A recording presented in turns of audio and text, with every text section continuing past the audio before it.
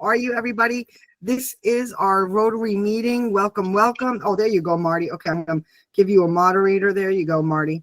Okay, and I'm just going to keep this open. Hey, Jeannie, how are you? I'm going to invite you up. This is our Rotary meeting. It's been a while. These are my friends over here.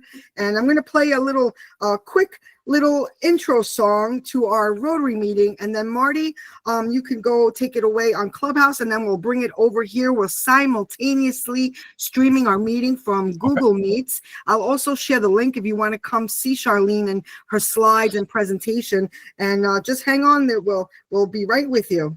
Here we go. Oops, there you go. We're here to learn, service to others, spreading light, integrity and goodwill inside. Rotary, we're the change we seek, building peace, making futures bright. With leaders from every land, together we can take a stand. 46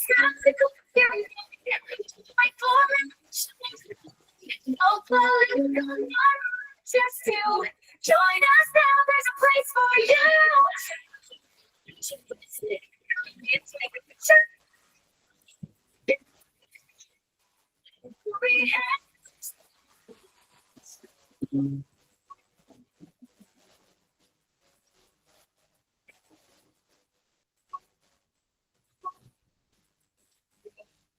One quarterly with the change we see, building peace, making futures bright.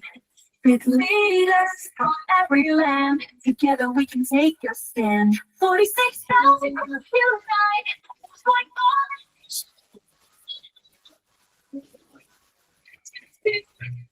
us now, there's a place for you.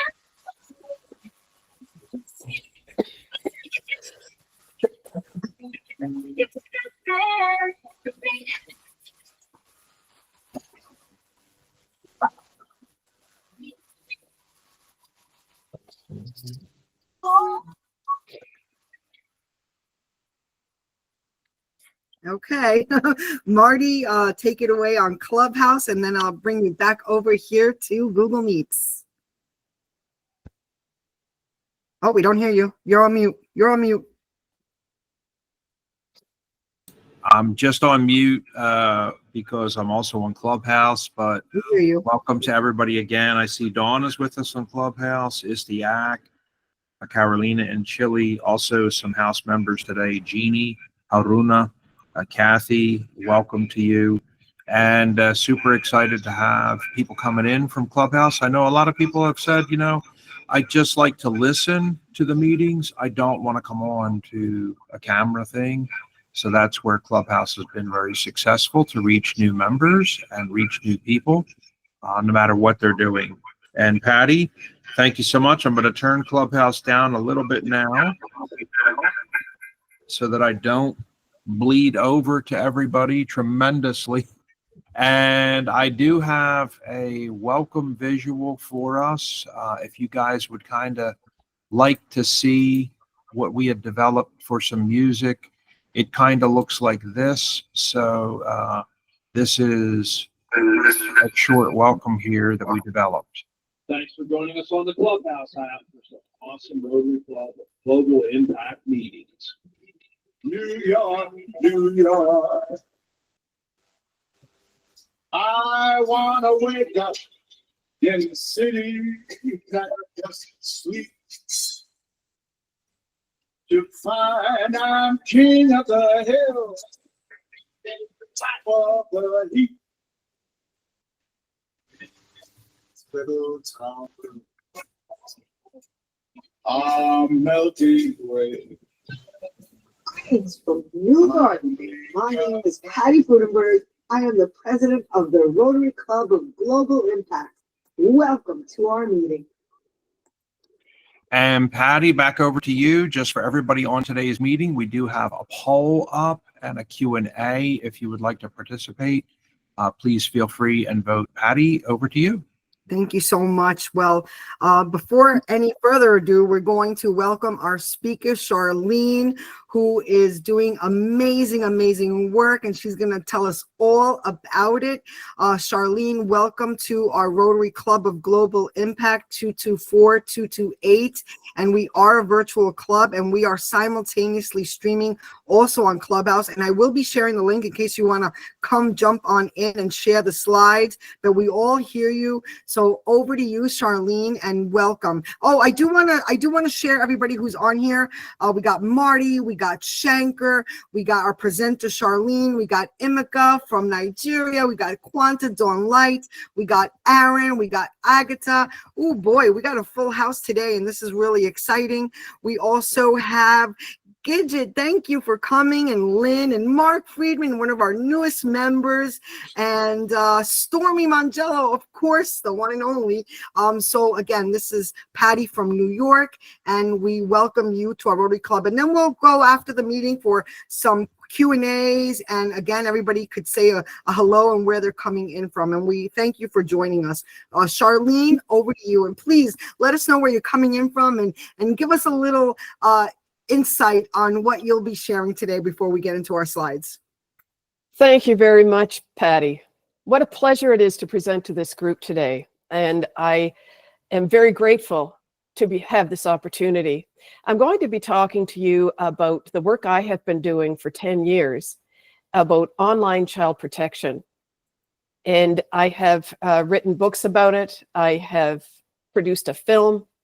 And the best thing I think for me to do right now is to get started with the slideshow, because it's going to take me a minute to get it all set up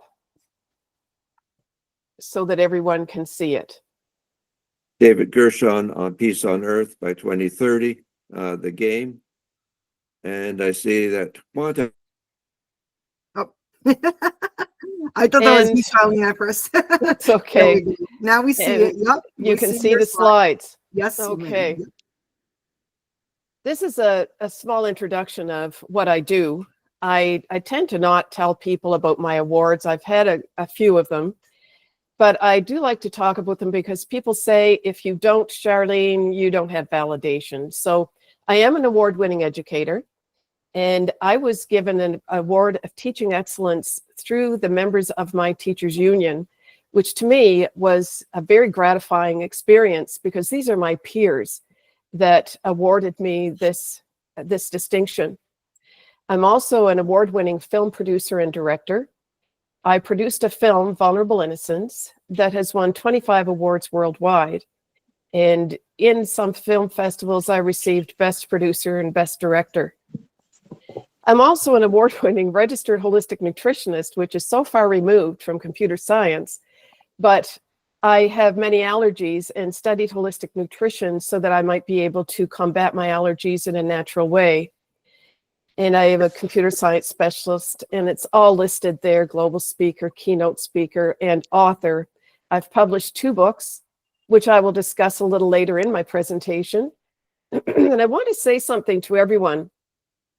Our children need us more now than they ever have in the history of the world. And let me repeat that.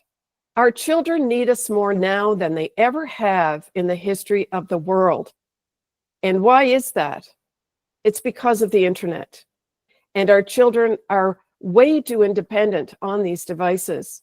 My work is set up so that I can give parents tools on how to digitize their parenting skills. Our traditional parenting is good. Parents are trying desperately to keep their children safe online, but we need to start digitizing this. Many people ask me, why did the journey of online child protection begin? As a high school student, I went on a field trip to Quebec City in Canada, and I was sexually assaulted by a teacher on that trip. To be victimized like this is something that is very difficult to share and very difficult to explain what it's like to be a victim. I kept it inside for years, and all of a sudden I started realizing I was 15 and I was a baby. I have to stop blaming myself for what happened, because the perpetrator always wants to blame the victim. Fast forward, I have a family member who was a victim of child pornography at the age of 4. She was playing with children across the street from her home. This family had 2 children of their own. And there was another girl in the neighborhood that used to go playing there as well, all in the age group of about 4. The parents and grandparents used these children for the production and distribution of child pornography, still photos and videos. This traumatized my family horribly. What are we going to do with this poor little girl? She led her life to the fullest. She, as her parents said, lived her life to the beat of her own drum. I have taught in schools where there were several sexually abused children, and this little girl followed the same sort of scenario. It was a textbook case. They tend to get in with the wrong crowd. They get on drugs and just start doing things that they shouldn't be doing. Unfortunately, this little girl, when she turned 22, was killed by a drunk driver. My family's been exposed to the major crimes of this century: child pornography and drunk driving. And I sat down at my computer afterwards and I thought, what can I do for my family to fix this? My father always said, Charlene, you always tend to change a negative into a positive. In fact, he would jokingly say, Charlene, you could fall into an outhouse and come out smelling like a rose. But this time I had quite a challenge. How am I going to get the light in my sister's eyes the way it used to be? And I started investigating the crime of child pornography, which now is being called child sexual abuse material. I use the terms interchangeably, but most people understand the term child pornography a little bit better. I could not believe the proliferation of the crime. This was back in 2014. And I thought, something has to be done here. What can I do to change this? And I decided, well, I think I'll start a charity in memory of my family member. So I started my charity called Internet Sense First. And we have objectives for the charity in Canada and in all countries. You have to have objectives before you can be seen as a charity. One objective was to raise funds for therapy for victims of internet child exploitation.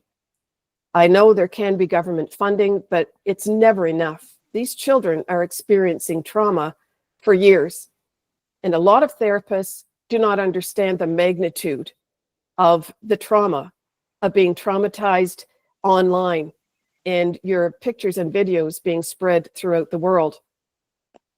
The second objective was to educate about how to protect children online. The third objective was put in later, and my theory of digital supervision, which is what I base everything on, and I will discuss it a little more later, can be used and should be used to detect threats to the public safety. In other words, terrorism. How many times have we heard that children, and they've planned it all online, have gone out and terrorized a school by shooting?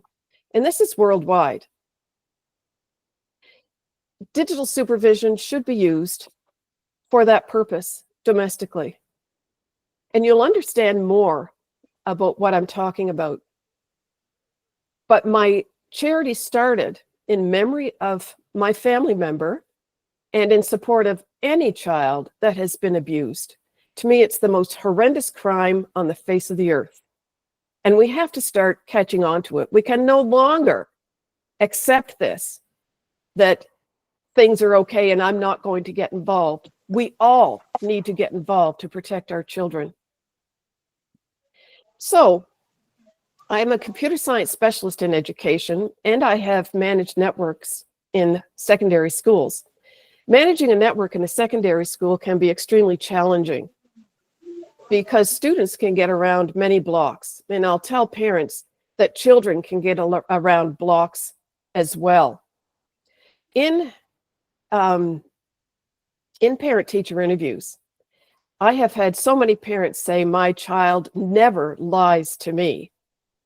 And I have to tell you, we all lied to our parents, and children still do. In fact, in the live audience, I will ask, how many of you lied to your parents growing up? And every person, they all sort of look at each other to left and right, and they're like, well, what should I say? And I'll tell everyone, come on, we all lied to our parents. I lied to my parents like a drunken sailor, and I don't mind sharing that. If we start realizing that is the case, then we have to start realizing that once a screen is put in front of a child, that lying is compounded because no one is supervising what they're doing. We give our children keys to a car. We make sure they have a driver's license. We teach them how to drive. We drive them to school. There are people full of gas fumes at a school door because parents keep driving their children into school, yet they let them roam around on the internet unsupervised. And this is something that we have to start catching on to and realizing our children are roaming around the world without supervision. I have also done some lobbying with governments. I have spoken to the federal government in Canada. And a year ago, I wrote to every member of parliament in the province of Ontario in Canada, over 300 legislators. And I told them I have a film called Vulnerable Innocence that gives the reality of what is going on online and solutions. So many people talk about the reality, but they don't give concrete, user-friendly solutions. And I said, I'm very willing to present this to you. Out of over 300 legislators, 4 responded and said, thank you very much, we'll look into that. Never heard from them. 1 wanted to see my film.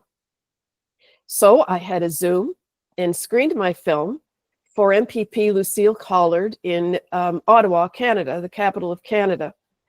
And she said, do you know what? Everyone should see this film. And I said, well, I guess being the producer, I'd like it if people did, because there is a lot of information in it. There are volunteers from around the world contributed to this film. In fact, one of them is on this call today, Emeka. And they said, we want to do what we can to protect these children. So she watched it. And about 3 months later, I sent a follow-up email. And if you're lobbying and so on, if you don't do follow-up, then you've wasted your time. And I found out that MPP Collard had put forth a Bill 133 in the Ontario legislature requesting that September be Online Kids Safety Month. And in the legislation, it states that parents should be practicing digital supervision, not in so many words, but digital supervision was mentioned. And I looked at it and I went, well, that's my terminology. And I thought, okay, let's be positive about this. And I say, we need to make things negative that you feel are negative into a positive. So I wrote to her and I said, digital supervision, I have 4 levels of copyright for digital supervision. That phrase is registered in the Intellectual Properties of Canada, which applies to any country that has a treaty with Canada. And I've written 2 books about digital supervision. And I've produced a film based on digital supervision. I'd like to offer to go to legislature when you present this, because I am very grateful that you are promoting that parents should be practicing digital supervision. The positive approach is the only way as far as I'm concerned. And she said, I'd like to invite you to come to the legislature. And I said, perfect, I'm going to go at my own expense. And she said, that's fine, I'm going to take you out for lunch. So she had my husband and myself at a white linen luncheon before the legislature presented the bill. It was passed unanimously and is now at the committee stage for implementation in Ontario. And part of my G100 group, I'm the global chair for child care, protection, and parenting for G100, head office in India. We said, why don't we spread this around the world?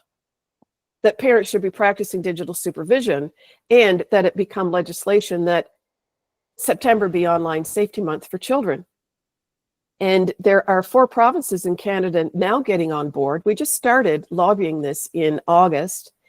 One other province, New Brunswick, has stated digital supervision is important.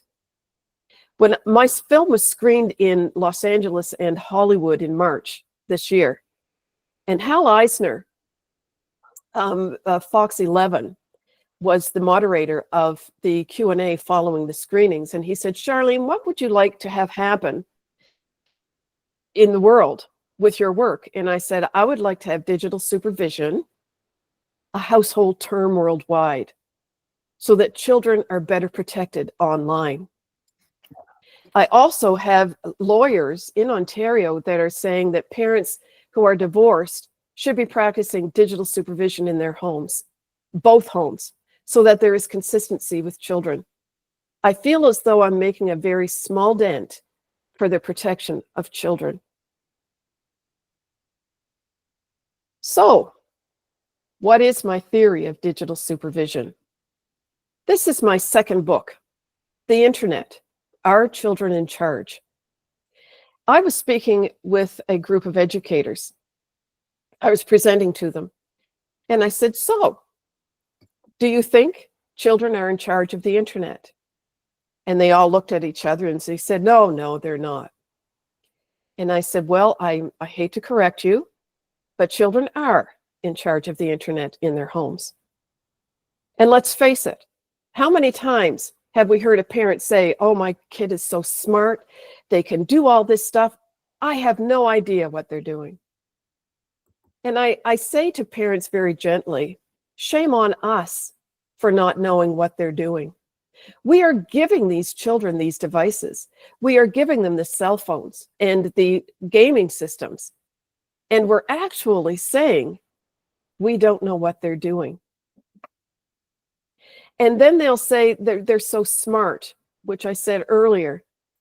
I have to caution everyone that our children are not geniuses because they can operate these devices. They are set up to be user-friendly. I have taught advanced level computer programming for college prep students, gifted students. I have also taught challenged students. And when it came to these devices, I didn't see a whole lot of difference in their abilities. Based on my experience as an educator, we have to start realizing that we have to step in there and learn these devices with our kids. It's so important. Digital supervision, I divided to be in 3 parts, to be user-friendly. It divided into 3 parts that are called awareness, method, and hope. Awareness, what is the true reality of what is going on online with our children? Method, I have developed user-friendly methods for parents to understand.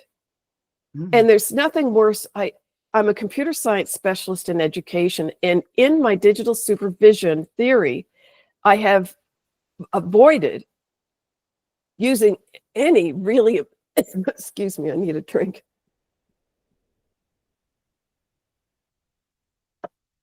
I have avoided using high-end computer terminology. I do not want parents to put the zippers up on their ears and say, I can't do this. There's no sense. My kid's okay. And the third part of digital supervision is hope. We can do this, ladies and gentlemen. These are user-friendly devices, and we have to know how they're working with our kids. So let's go into awareness a bit. Lieutenant Colonel David Grossman in the United States, he's been in the military, has done a lot of studies on violence in the media and how it affects our children. And he's also zeroed in on first-person shooter video games. And he says that these video games are teaching our children that killing is fun. These children are being awarded with points for blowing the heads off opponents in these shooter games. And I would challenge anyone to say, oh, no, these games have no effect. When we're seeing too often children going out, shooting people, or brutalizing them, or abusing them and taping it online and sharing it with everyone. Where is our sense of humanity anymore? Where is our sense of compassion and empathy for another human being? Unfortunately, a lot of what is going on online is objectifying humanity. And David Grossman is dead on in his theory. Heidi Olson in Kansas City has done numerous research projects about the effects of pornography on our children. And children are addicted to pornography and parents don't even know. There are children 5, 6, 7 years old addicted to porn.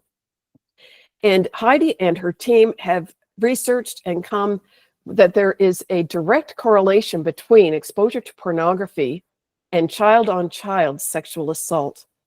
In her hospital, she is a SANE nurse, sexual assault nurse examiner, and they were finding so many young children in their hospital brutalized sexually. And they found out that the predators were children themselves, aged 12 to 18, and their victims were younger children. And they said that there is a direct correlation between exposure to violent pornography and the child-on-child sexual assault. I am sharing some information that is disturbing, but I think we need to understand just how disturbing the internet has become for our children. And so many times people will say we need age verification. As a network administrator in high school, I can tell you that it's extremely difficult to regulate that sort of thing. Also, because of the numerous countries that are contributing to the internet and the numerous laws that are out there. And age verification is difficult because usually it's because of paid sites. There's too much free porn out there. And to be able to block all those websites is impossible. So this is the awareness of digital supervision. I'm going to talk to you a little bit about method. And one method that I tell everyone to use is to have a digital supervision contract within your family with your children. And this is a contract that I have set up as a legal document. The children sign it, as well as the parents. Why is that? We have to have rules for our children, and I don't mean rules. Oh, you can't be on the internet past 11, or you can't use your cell phones at dinner. They're rules.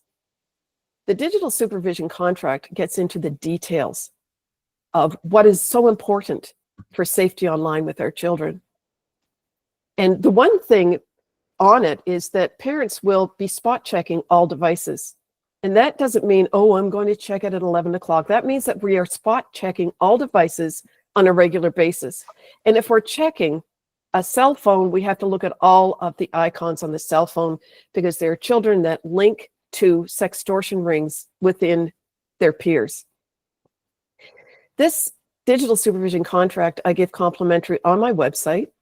There are blanks in it so that parents can give information to their children, and the children will give information that should be on the contract as well. It's amazing how children, when they're given a chance to give input, will actually give their parents ideas on how to keep them safe as well. Another part of method is, where is your gateway to the internet in your home? Is it in the living room? Is it in a common area? The answer to that is absolutely. In most people's homes, they're in the same area, the public area for the children. And parents are told, make sure that you watch what your children are doing, have their devices in a public area. That doesn't mean you walk by and let them do whatever they want. As a high school educator, I always had my computers in the perimeter of the room facing me so that I could see the screens of the students.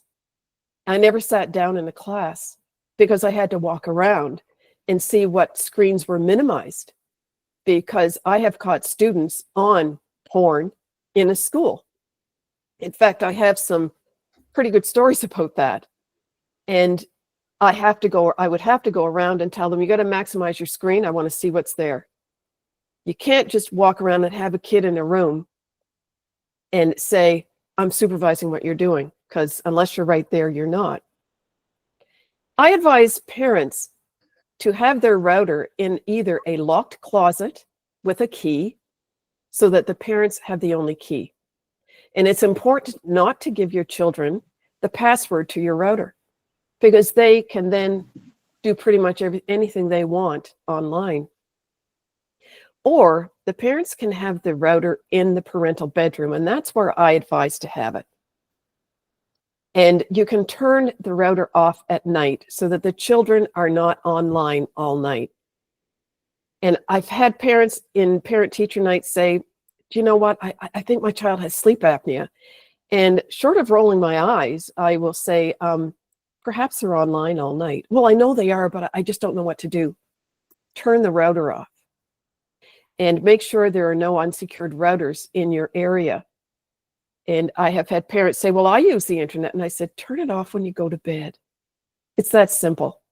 And then your child is not on it all night. And then when it comes to cell phones, the cell phones should be in the parental bedroom for charging at night. Keep everything away from the kids at night. And then you know that they're not on them. Yes, some children get burner phones from school lockers. They sell them at school lockers. You can get them at corner stores.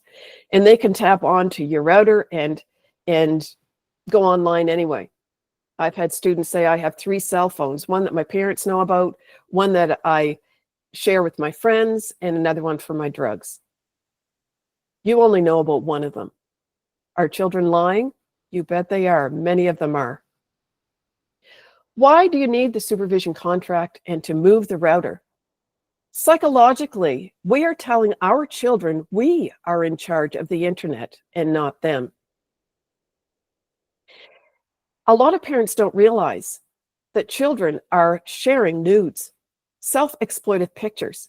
If they're under the age of 18, they're producing child pornography or child sexual abuse material.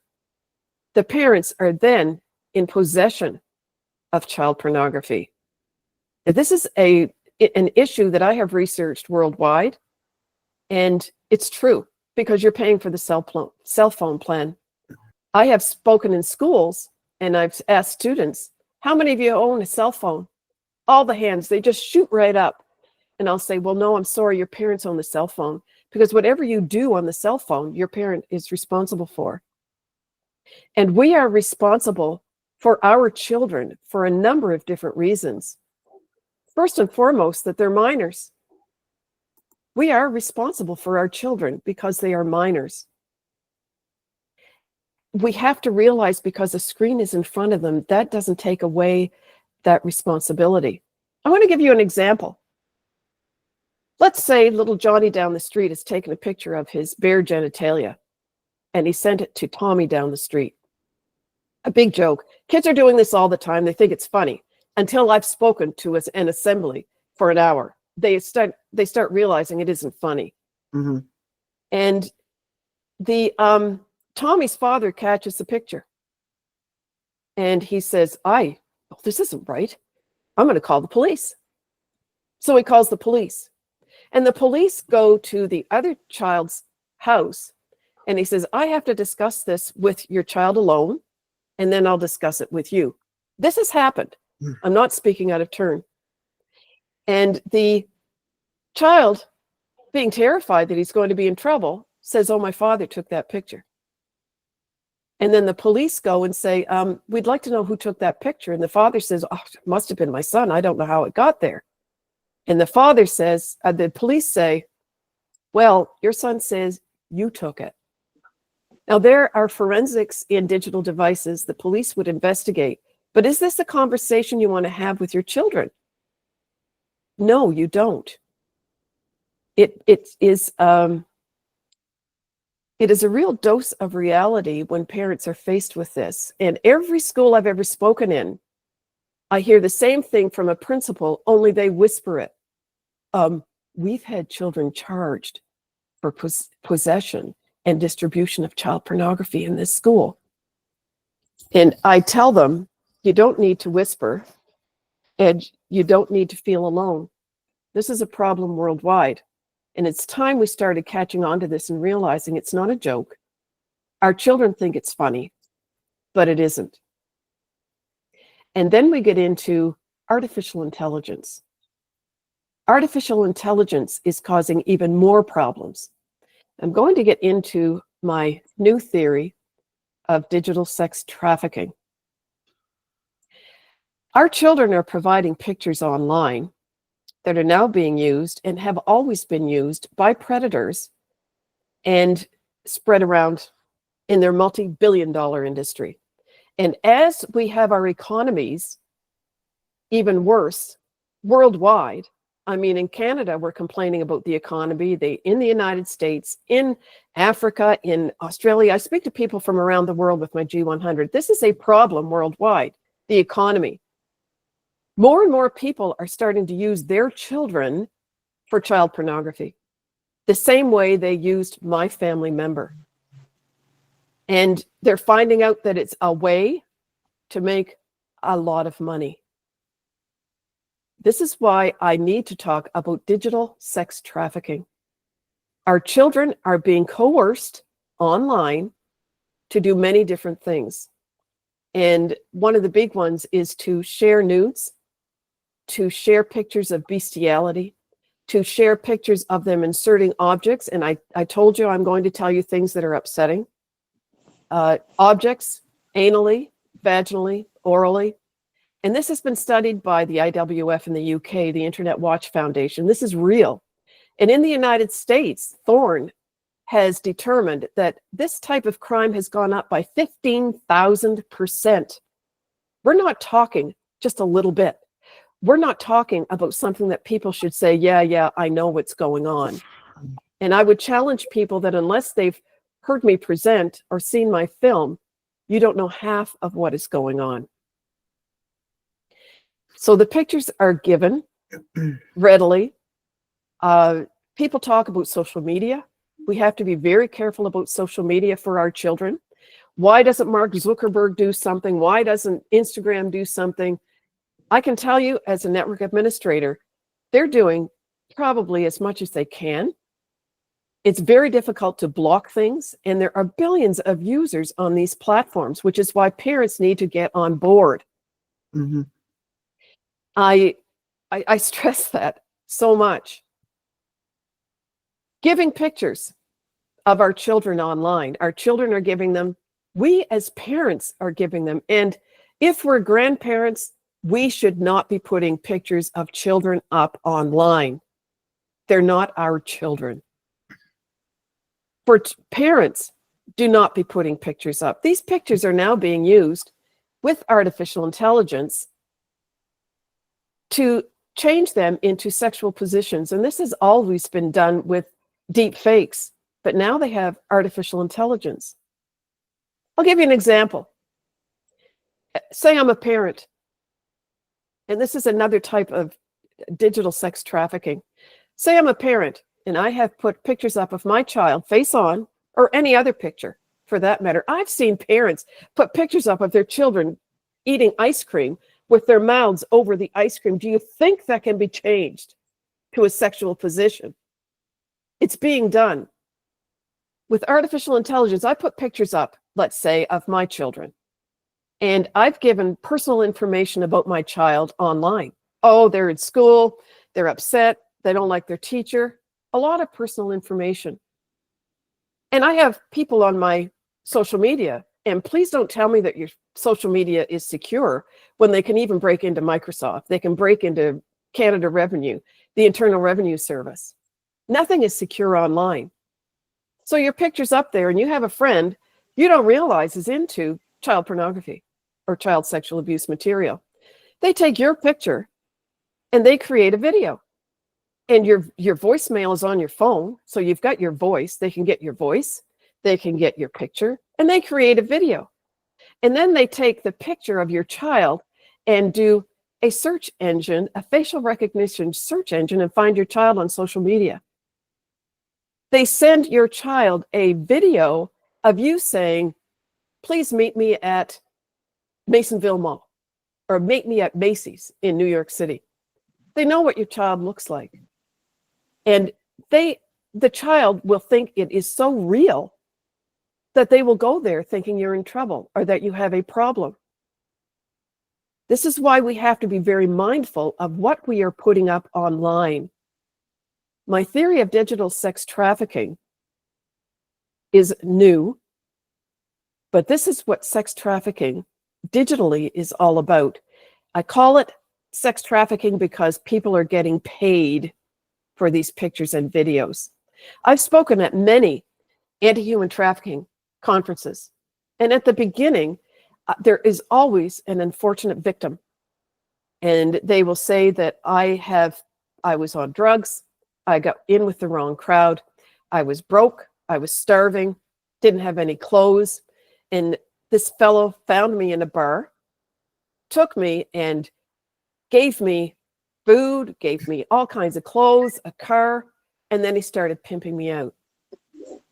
I hate to say it, but that's the old-fashioned type of sex trafficking, and it still exists. It's horrific.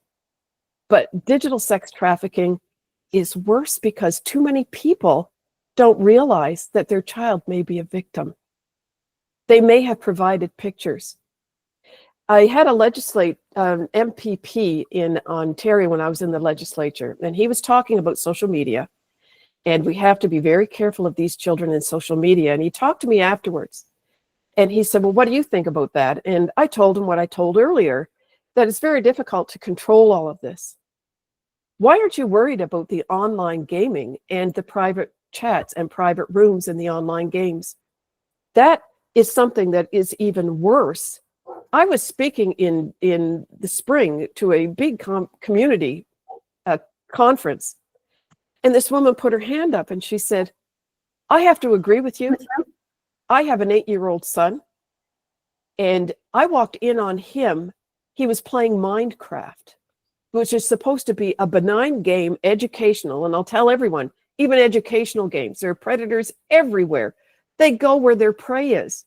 They had taken her son into a XXX porn sex orgy live in a private room on Minecraft. This is ridiculous. And parents are not supervising. And every time I speak, someone will put their hand up and say, I think this is an invasion of my child's privacy. And I'll look at them and say, you know, I appreciate your comment, but I have to tell you that this is not a diary in an end table of a bedroom. This is an internet. Well, I feel as though I'm spying on my child. And I'll say, well, what are we doing when we're driving them to school? When we take them to sporting events, when we take them to a mall, we're protecting them. You're not spying on your child. You are supervising the internet. There is a huge difference, and it needs to be done. May we all be mindful of the insidious nature of the internet and how vulnerable our children have become. I was consulted by a video gaming addictions therapist. And he said, I have a child who is addicted to video gaming, and let's face it, it's rampant worldwide. And his parents have consulted with me, and they think that he has shared some nudes. And they don't know what to do. What should we do? And I said, well, first of all, you talk to him about it. You know, like, but you do not talk to him in a way that is disciplinary. You talk to him in a way that you care very quietly and say, we suspect that perhaps you have shared some pictures that you shouldn't be sharing. What can we do here? Is this true? The kid burst into tears and said, I can't thank you enough for intervening here. I had no idea what to do. These children, I consider a cell phone the most dangerous thing we can give a child. And these children have these devices with cameras, and they're sharing constantly inappropriate material. If we're not supervising it, this type of things happen. The parents were very grateful in this case, so was the child. And the child did not commit suicide, as so many are doing. I've spoken at university psychiatric departments because they say, we don't know what's going on out there. We need to talk to you. And I've given them a presentation and they'll say, well, this is why there's so much self-harm, threat of suicide, and possible suicide. The insidious nature of the internet is there. And may we all be mindful of the insidious nature of the internet and how vulnerable our families have become. In my case, my family, one person, and I could have clawed her eyes out, to tell you the truth. I'm not a violent person. I'm just saying, you know, don't consider I'm violent. But she said, why on earth didn't your family, her parents, know that the other parents were using her for child pornography? And I told her, because parents are groomed as well. It's not just the child. And predators will ask a child sometimes to get certain headphones so that no one will hear what they're saying and they will speak in code. That affects the family. The whole family is groomed, not just the child. I think I've given a lot of information to digest today. I don't know what time I have. Patty, how much time is left? We have about 10 minutes left for the 1 hour mark. Okay, for a Q&A. Yeah. Okay. However, if you have a few more slides, continue. I have one more slide, and that is to thank you all for the work of Rotary. It's a highly respected organization worldwide, and thank you so much for having me today. There is more I can share if we go into a Q&A session. Is that fair enough? Yes, absolutely. We usually do go into Q&A if time allows and the presenter is able to stay. And thank you for the presentation. That was a lot. A lot of information, definitely sensitive information, triggering information, however, important information. We have Quanta Dawn Light here up next for a question. She has her hand up. And then we'll also, after we're done here, welcome Paul Brandis also joined us as well. And then we'll go over to Clubhouse if we have any questions on Clubhouse. And Quanta Dawn Light, over to you, and welcome to our meeting. Go ahead, Quanta, over to you. Can you hear me? Yes. Oh, good. I really appreciate it, and what you are saying, because it really hit a chord with me, and so if I've tried to be not emotional about this. We are always talking about the victims and how we can protect the victims, but I think less emphasis is given to punishment of those who are victimizing these children or women. And I really do believe strongly that anywhere from jailing, castration, and death penalty must be given to these kind of people. Rather than just working on the victims, let's talk about the perpetrators as well. I'm so sorry. I'm so upset, but I really appreciate what you're doing. Thank you so much. Thank you very much. And I strongly agree with getting the predators as well. The one thing that I do talk in schools, but the kids have had it up to here. And I speak from a point of view that is different than what they get in school. But to get the predators and to give them a harsher sentence, I couldn't agree more. Thank you for answering that question. Do we have any more questions here on Google Meets? Oh, we have Paul Brandis. Paul Brandis, over to you. Charlene, thank you so much. I don't have a question. I just wanted to say how touched I was by your presentation. I've known a lot of this, but I think the depth that you went into is just really eye-opening. And I want to make sure that you are leaving your contact information for us later, or Patty, do you have it, or just I don't want this to be kind of a one-off. No, thank you, Paul, for bringing attention to that. So anybody, we have the link pinned on Clubhouse right now on our website where Charlene is featured. If you scroll down and read more, you'll find all her direct links where she also offers that free information. I really loved the contract while we're talking about your contact information, that free contract. That's really important. Even if, people get raising awareness. Paul, back to you. Can you post that again? Charlene, you posted something just a second ago. Can you put that back up? Oh, my phone number, but it's the wrong phone number. Oh, well, your email's fine. Okay. Put the email My up. phone number is good. That's the correct one. It's also my WhatsApp number. Oh, okay, good. Okay. I got the number. Thank you. Yeah. And Good. thank you for your comments. Sure. Ask questions. I love answering them. Age and weight are out of the question. I'm 23 and I weigh 110. Any other questions are good. Yeah, well, we have Marty, and then we're going to go over to Jeannie on Clubhouse. First, Okay. we have Marty. Marty, over to you. Yeah, I just was putting all the information up for everybody for her personal website, as well as the charity website and her film website. So it's there in the chat, and we do also have there her LinkedIn page. So we're really big on that, linking in this club, link with Charlene. And if anybody else would like to share your LinkedIn today to make sure you're linking up with people around the world, please do. Great. And we also had Brittany joining us. Brittany, we'll get over to you in a minute, but we're going to pass it over to Jeannie. Jeannie, we're here on Clubhouse. I just want to make sure you guys could hear it because I'm coming in off the mobile today, not Club Deck, because I was having a little bit of issue. Can you hear? Hold on. I'm going to just put the closed caption. Okay, go ahead, Jeannie. Oh my goodness, this has been phenomenal. Well done, Charlene and Patty. It's been flawless, at least from what I could see here.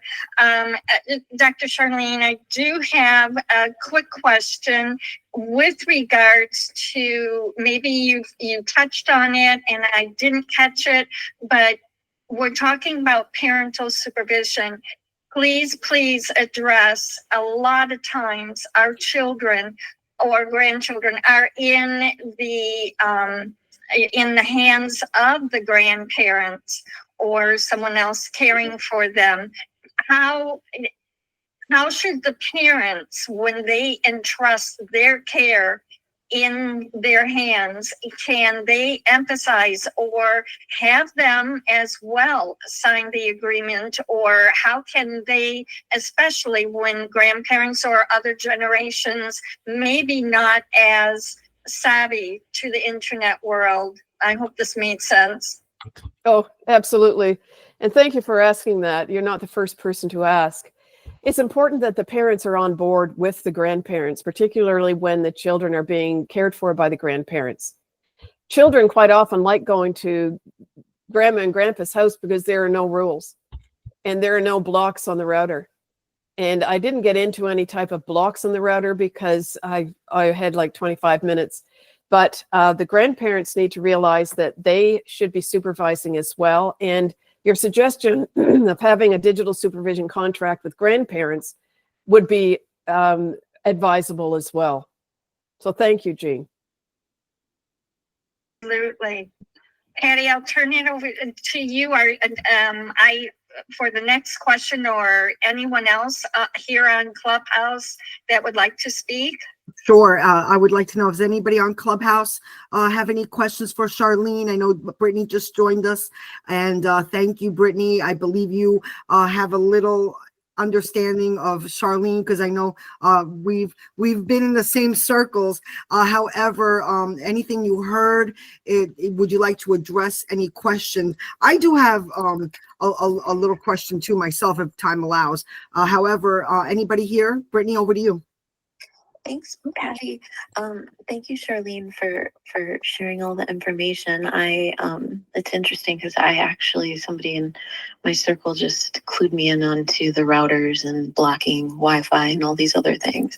So I think it's just like education and diligence of staying on top of it and making sure that people are aware, because a lot of times the things on the video games and all sorts of in schools. I mean, predators look for entry points, and they usually watch before they take. What is the routine? Are they at the park? Are they alone?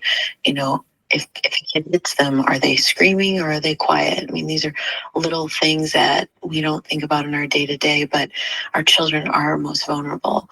And so making our caretakers of all types, whether it's grandparents, parents, adopted parents, neighbors, whoever, aware of kind of how other people think, I think is really helpful. So I just want to extend gratitude and thanks. And I'm just listening in and picking up some great tips. Thank you, guys. Thank you. I think Coach Ritu has a question. Yes, Charlene, thank you so much. This is a so important topic, and you covered it very well. Thank you. To go into the depth, I share some experiences with my background. I am also a filmmaker, but my projects were mostly gender-based violence. I came across so much intersectionalities. I'm sure you have. When parents split, there is conflict at home. A lot of time children are put into foster homes, and runaway children from foster homes, they get picked up by pimps. And so there is so many variables here. We can not even finish in an hour's conversation. The importance is, as some other people have also emphasized, on grandparents taking care of children when is possible. Yes, grandparents are not technology savvy, but they are proud to post their pictures on Facebook, pictures of grandkids. They need to be taught. The AI, I'm a technologist. I am SME in cybersecurity and data privacy. That's my job. And I cannot emphasize enough what AI is capable of and what criminals are capable of taking advantage of innocence.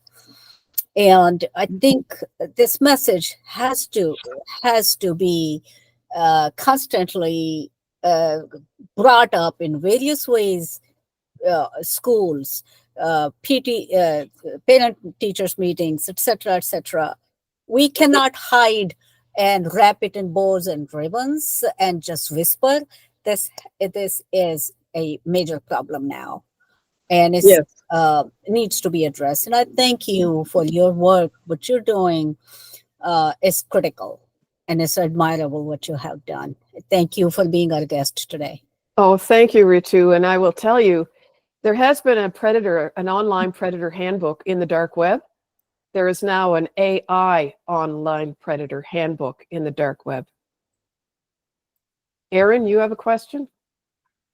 Yeah, I have a question. Have you worked with legislators in the United States about an awareness campaign? I know you had mentioned working with the Canadian legislators. Have you made an attempt? And also, if you have time in the future, I'd love to speak with you and your friend as far as correlation between internet child sex trafficking and video games and active shooter situations. I'm actually working on a multifaceted active school shooter prevention project, and I would really love to connect with you and hear some of your insights.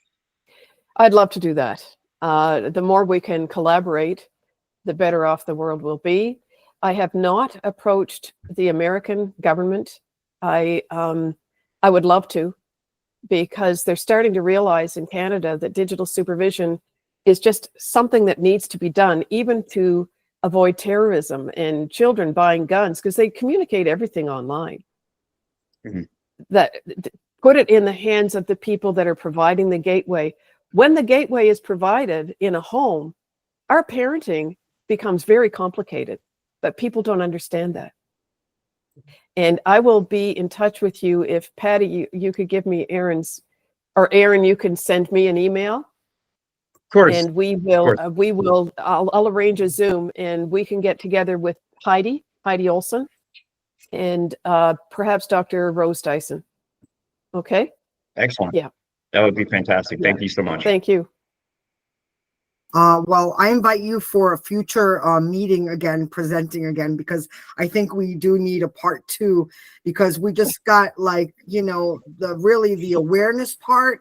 However, we need the tools on how to fight back. You really opened up my eyes on a few matters, like the games, being able to go into another room and they're exposed to that. And I would like to see this this form, this contract be handed out at the beginning of each school year, as a requirement, just like you have to sign those pink slips for, taking your, maybe asthma medication. I don't know, like you need a slip for everything, at the beginning of the year. This should be part of that packet that comes home that you need to go through with your child at the beginning of every year and start there. So I hope that happens. I'm not sure if that's already happening in your region. I would really like to see that happen and raise awareness to that, because you have to start somewhere, right? Because when we just received so much information, it's a little overwhelming. Like, where do I go? Where do I start? And I think like just bringing attention to the contract, just to come to a realization, like this is serious. This is serious. So thank you. Any closing remarks on your presentation? And again, thank you so much. Well, I'd just like to thank everyone for the honor of presenting here. And what we could do at a future meeting is perhaps I could screen my film. I have updated it at the end to put more AI into it. And we have to realize that I simplify everything so that people will understand. I don't want parents to throw their hands up in despair and say, I can't do this. I'm giving them things that they can do to protect their children in a very inexpensive way. So I thank you so much. Your questions have been excellent, and your comments, I appreciate all of it. Again, thank you, Charlene. We could find Charlene's information on our website. Below her presentation graphic, you will see all her contact information. Otherwise, you could contact any of the members here, and we will make sure we get the information you need. We do have a poll here on our Google Meets. Thank you, Marty, for putting up the poll. Are you getting your magazine? Now, all new members, be mindful that it takes approximately 2 months to receive your magazine. I have talked personally to Rotary International's magazine, and they say it takes approximately 2 months to receive your magazine. Now, if you are not receiving your magazine and it's been more than 2 months, you do need to either contact them via the Rotary International website or contact me. I have their information as well, and I definitely want to make sure you get your magazine. The magazine is just, it's really a chock full of nuts here. You got everything in here. It's beautiful. And definitely you want to make sure you're getting your magazine. So thank you, Marty. And our Clubhousers, I believe, the same thing goes to you. I didn't put the poll on Clubhouse. But again, if you are not receiving your physical magazine, please contact me so I could help you figure out how to get it in your mailbox. With that being said, I just want to bring some things to attention. We did have some nominations for Sergeant at Arms. We have Paul Brandness again. You are nominated again for another year, for the year of 2026, 2027 for Sergeant at Arms. Do you accept the nomination, Paul, if you're still here? Let me just make sure everybody's here. I think he took off. Okay. Oh, yes. Okay. Well, we'll formally ask again.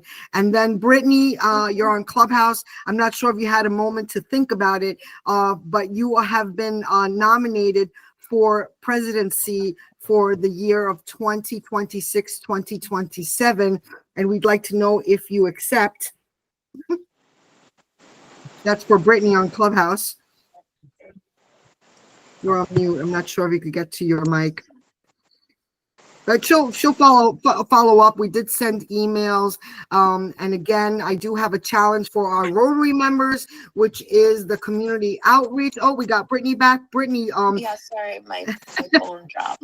It's okay. I don't know if you heard that, but you have been nominated for 2026, 2027 presidency nomination. And we got Dr. Pauline here. Do you accept, or do you need time to think about it?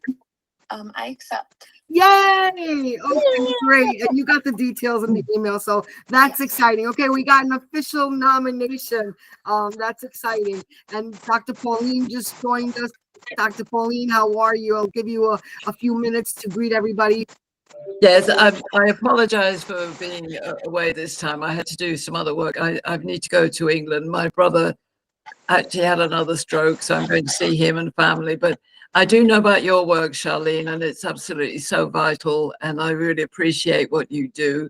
I'm working with some large groups of women in Africa, and I think everybody needs to know all of this stuff so that we really raise the vibration of harmony and that there's no harm in the world. So well done for all that you do. It's actually fantastic. And it's wonderful to see you all. Thank you, Patty. Really appreciate you. I'm excited about going to England, even though it's going to be cold there. But I need to see my family, and I need to hug them. I need to hug my brother because he's had 2 strokes now. And it's very important to be close to people who you love, especially when you live thousands of miles away. So fingers crossed it all goes safe and I don't get run off the runway by any hurricanes. Thank you so much. I hope your brother feels better soon. Thank you, Quanta. Thank you. And also let all women and good men in the world unite against this warfare against our children. Absolutely. We have to raise the bar hugely. And it's good to see Agatha here as well. That's wonderful. And Marty, how are you getting on? Have you got your power back? Yes, we did get our power back, and our kids came to stay with us and grandkids, and then they finally got their power back. So yeah, fantastic. We're doing the best. And I put a bunch of the governor's information with letter number 4 about the disaster into the chat for everybody. Also, the balance with Treasury report was put into the chat. It's about $2,500 is currently on file. So it's $25.45 as of today, October 8th. And then the final thing I had put in there was some excellent work from Shanker. Shanker, as the Global Secretariat, did you want to outline what you're doing with the welcome letters? Yes. Yeah, just tell us how you're putting in the links and what you're doing now when you welcome people, because we had 2 brand new members that joined last week. So go ahead. Yes, I took it from the list, and Patty was very, encouraging, and she has guided me through. And along with the letter that you sent, I took it out of the RCOGI website and started linking it up. At the same time, I also got to know them a little better because I checked their profiles so that I could make it more personalized and encourage what they're doing and connect it to what RCOGI can bring to them and make it even more impactful from the overall ecosystem that RCOGI is. So I think they would be able to see the connection from what they're doing and how they can create an impact, getting to know people from RCOGI worldwide. So it's kind of like very nice for me to get them to know personally, even if I'm so far away. It doesn't feel that way, just like I get to know them. So thank you very much, Patty, Marty, Pauline. Thank you so much for all the encouragement and getting me to understand and getting up to speed. So it's very nice. You're quite Thank you, welcome. buddy. Thank you so much. Thank you. And Marty, if there's anything else I would like to also add, we do have the 3 nominations for the presidency for 2026, 2027, which the vote will go out November 5th. And we ask all nominees to either create a statement, a video, or a flyer on what they aspire to do in their presidency. I also, that will be Shanker, Brittany, and Istiak. And then we have 2 nominations for Paul Brandis and Janita Anita Burke to be Sergeant at Arms, and we're still waiting for confirmation if they accept their nominations. I want to welcome Emeka from Nigeria, who joined us as a guest and is going to be a guest of our club. So he will be always invited to future meetings. So thank you for that. And he's friends with Charlene. So we thank you for that. And I do want to also bring attention to our community challenge for our Rotary Club ending in December 31st. And that is to reach out to a local community club, either to engage in something that they're doing or invite them to come and visit us. And that's the community challenge, just to keep the horizons broadened. And with that being said, I just want to reflect on the four-way test. Is it the truth? Is it fair? Does it build goodwill and relationships, and does it benefit all concerned? Any final remarks from our president-elect, Coach Ritu? I would like to give you a chance to give any thing that you might need to share. Yes, thank you, Patty. I wanted to just remind everyone, our meetings get so powerful because of the quality of content we bring from our guest speakers we bring. So if you have a guest speaker in mind, please request them to submit on our website. Very simple. Their topic, their contact information, subject, etc. So we will put them on our schedule.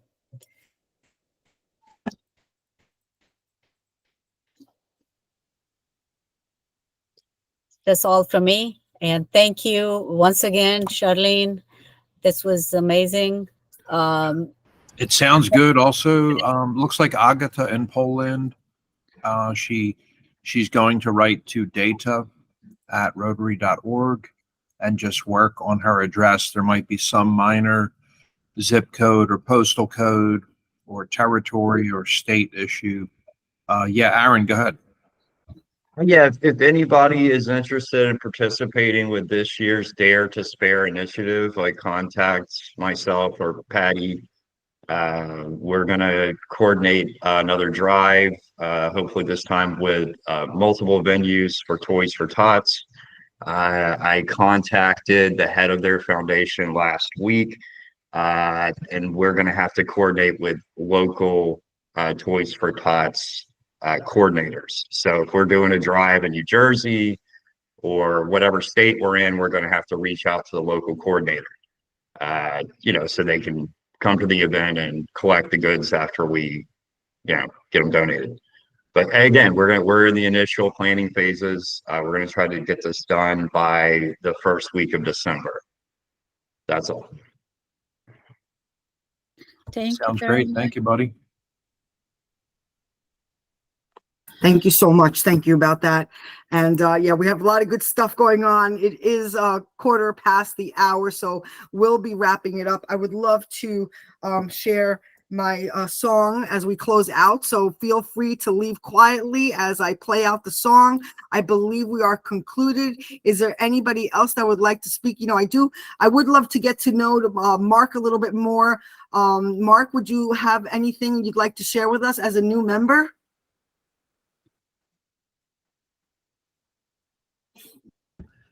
Oh, yes.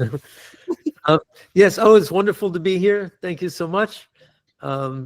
It's not so new experience. We've been doing some online things, but it's a new concept in Rotary, and I think it's got some really good potential. It's just wonderful to be in a group that people from so many different places. And I like to say about Rotary, we're a lot of people that don't have anything in common, that get along well because we believe in what Rotary believes in. Well said. Well said. Well, again, thank you so much. Stay tuned while I try to get this going over here. And again, feel free to leave quietly as I play out the song. It's about 2 minutes. But you know, this is in the spirit of Rotary. I say thank you, and we'll see you in the following meeting, and stay tuned. And Mark, I might be calling you soon because I want to get to know you a little bit more and see how we could work together to make this club fabulous, and Aaron just as well, and everybody else. God bless. We could see each other soon. And here we go. Let's see, is it working? Okay, wait. Oh, here we go. Okay. Oh no, we can't hear it. From cities bright to the countryside, we're making change with hope as our guide.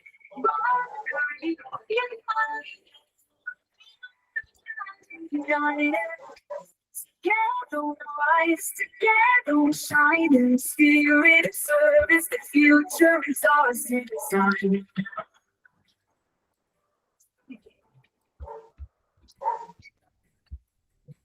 From education to health and peace, our mission is love, our work will never cease. Empowering lives one step at a time. With every project, we're building a climb. Rotary, we're united, for a better world ignited. Together we rise, together we shine. In the spirit of service, the future is ours to design.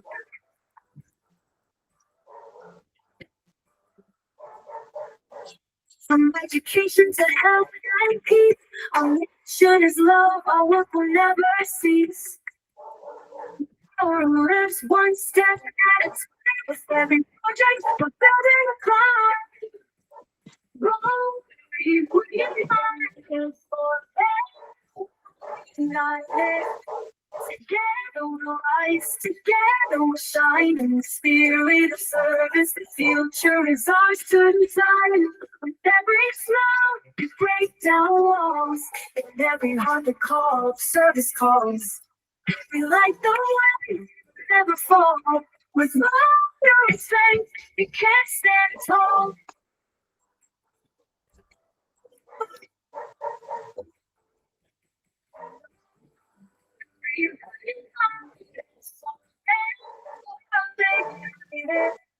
Together we'll rise, together we'll shine. In the spirit of service, the future is ours to design.